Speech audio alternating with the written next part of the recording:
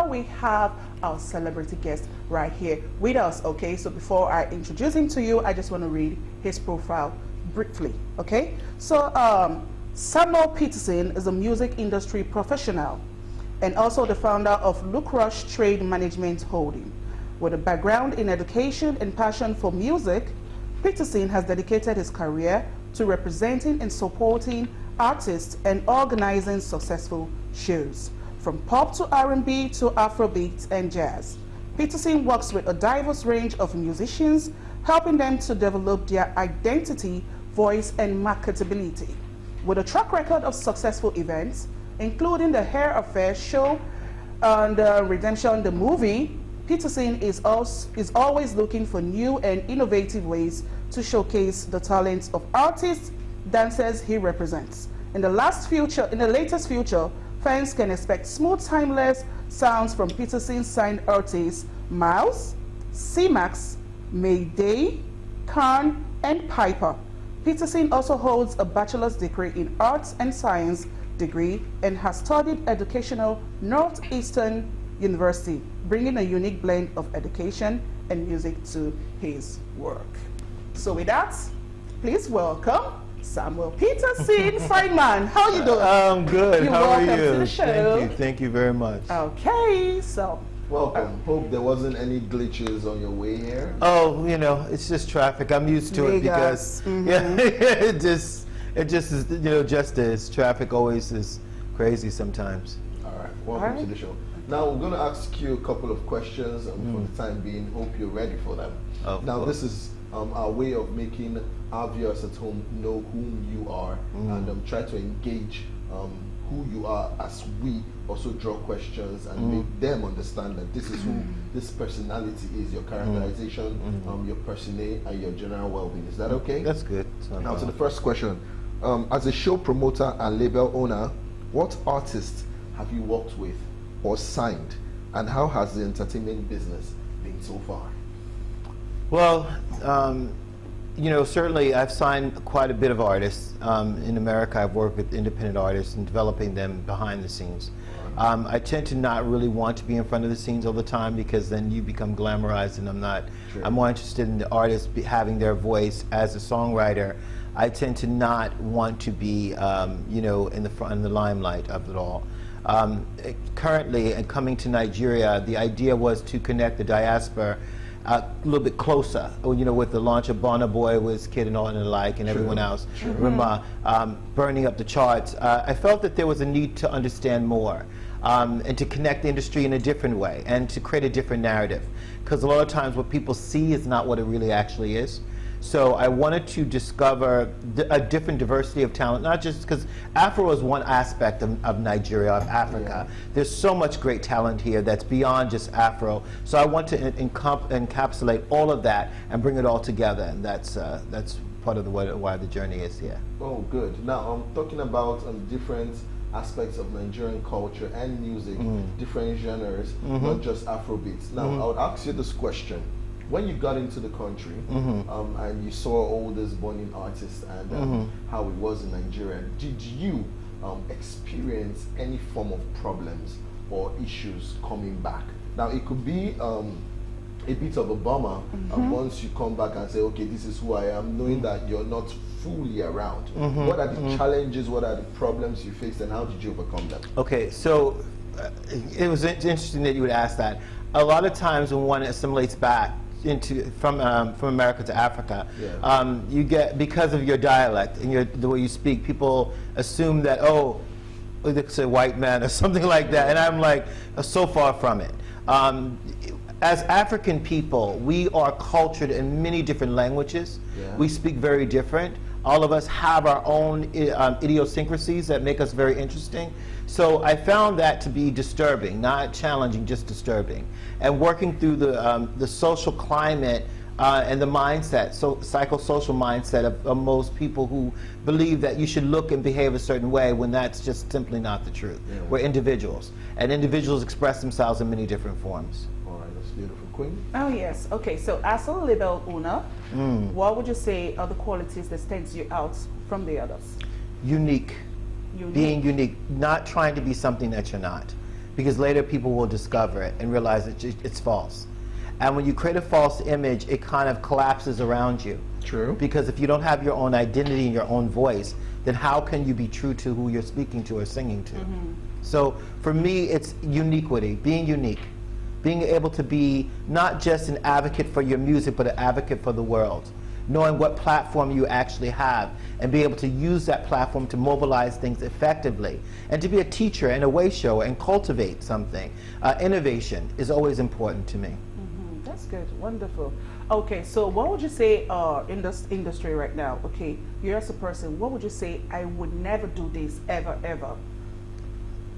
I would never give someone total rights to publishing ever again. Wow. Why? I think that sometimes when you're desperate and you're hungry and you don't do your homework, you start giving away things that can be quite valuable to you in your future. You believe that money is the immediate tool versus deferring the money and saying, no, how about this? We'll split opportunity. I'll hold on to a piece of my royalties and I'll take some money up front. A lot of times when you are coming into this business, you're desperate for an opportunity, desperate to be heard, but you don't realize there is a business behind the business. And sometimes in your desperation, you can make mistakes. True. You're correct. Yes, yes, yes. Okay, so now, in the Nigerian entertainment industry, which of the artists, the A-list artists, are you trying to work with right now? I like Burna Boy. I You love, like Burna yeah, Boy? I do. What about Wizkid, please? No, really, I know. WizKid is all right. So Burna Boy I like because he encapsulates, he puts together the style of Western and African together and fuses in a very unique way. To me, it's very clever. He's a clever businessman, and I like that. WizKid as well, a little bit different style, but you know. I'm a fan of Burna Boy. Yeah, thank you very much. Thank you. You know, so you go ahead and ask me the next question Now, before you. if you want to talk about style, the infusion of what the Western world brings to Africa, some call it Afro pop. Correct. Good. Now, if you would, if you had the opportunity at any point in time to bring an artist from Nigeria and an artist from the Western world to collab, what do you think that style of music would be and why? Afro pop, Afro R&B. I think the fusion of the melodic structure and the chords and the drive of the Afro music with the smooth sound of a silky voice on top of it is just an amazing combination. Yes, that's beautiful. I feel that. Now I'm going to ask you this one. You are a record label owner, of course. You've seen artists, you've managed artists. Who do you think should get credit of a hit song? The producer, the record producer, or the artist? You're getting me in trouble with that question. You're definitely getting me in trouble with that question. Oh, you thought you walked in here? I sure did. I sure did. But all right, so this is a tough one. Okay, so not to get my label in trouble, I would say that whoever wrote the song, it comes down to a split sheet. Yes. Let's look at the split sheet and let's see how much of the song did the artist write, how much song did the producer write. And then there's something called mechanical royalties and production royalties. Sure. So when you look at the whole split sheet, you exercise what level the producer contributed. Well, melodically, the producer produced the track, right? So he gets royalties from that. Yeah. But if he contributed on the writing side and coming up with the actual melody line, then he's entitled. Yes. Let me ask you this one before Queen gets at you. Now, when it comes to, yes, you're still a record label owner. Now, you get to sign different artists. You've seen different artists. Now, for those upcoming artists that are back home, who feel like Samuel Peterson is the kind of record label owner stroke boss they would love to have. Now, could you tell us what are the qualities you look for in an artist before you sign them? Integrity and psychologically being sound and spiritually sound. Wow.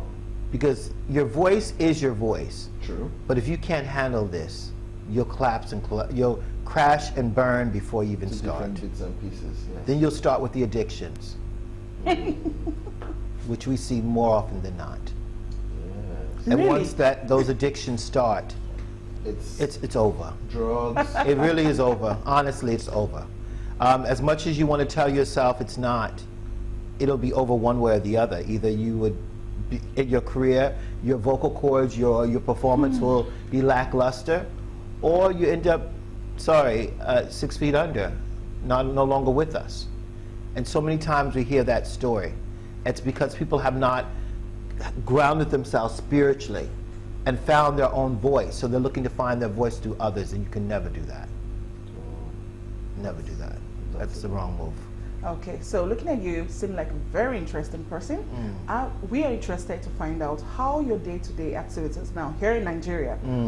Tell us about, give us an insight on your day-to-day Run us activities. through. Yes. Okay, so in the morning I meet with my staff. We're actually doing a television show, Stars and Legends, becoming television reality show, where it's, you'll hear more about that as it unfolds. In February 17th is when we start the casting for that. My day starts with prayer, because I always give thanks to God first and foremost, and then from there it goes to my staff meeting, and then it goes from there to planning for the television show and also planning for our educational conferences. We just finished a master class with the American Consulate, and also the concert with Maya Azucena, which she's going to be appearing hopefully with you guys, American-born artist who's just taking the charts by storm. It's usually meeting after meeting after meeting after meeting. All right, you've been in Nigeria for how long now? 1 year. 1 year. Now, this is a very interesting question. I didn't think I was going to ask this, but it seems so interesting to me, and a whole lot of people would want to know. Samuel Peterson, what kind of Nigerian food do you like? Okay. I like the jollof rice. I knew I was going to say that. I just knew you were Just jollof rice? What protein do you like? I don't. Egufe? I don't Do you even. know egufe? No. You don't know egufe? Don't No. force him to like what he doesn't like. No, goat meat. Goat meat. I know, but I try. Look, I'm 52 years old. You are what? I'm 52 years old. 52 years old? 52 years old. She doesn't believe. Maybe you should show her your birth certificate. Did I say I not believe? You said what? 3 times? Yeah. You know, when I say what, it's a compliment for you because you look younger. Yeah. You know, he looks 52, and while you look... I'm not the one that has makeup all over my face now. Please go on. 52. So, I try to eliminate meat out of my diet as much as possible. Oh, that's good. So that I can continue to stay around and do what I do. That's beautiful. Thank you so much. You're welcome. Now I know you are learned, very learned, and this has helped in more ways than normal. I want to ask you, how has education helped you with running day-to-day affairs of your record label? Well, education formally equips you to deal with people from different walks of life. Without education, it's impossible, because education is the key to your success. True. So a lot of times people try to skip over the education part and go right to the artistry, but in essence, you better go to the education and then get to the artistry, because you'll need it in the end. Wow, that's wonderful. I wish we had more time to ask you Yes. more questions, because I have a lot of questions to ask you. But I think I'll do that after the show, okay? So a quick one, what do you have to say to the people watching you right now, the viewers watching you? Become anything you want. Don't let anyone stop you or tell you what you can be. Sure. But educate yourself, learn your craft, and make sure that you really know what's important for you.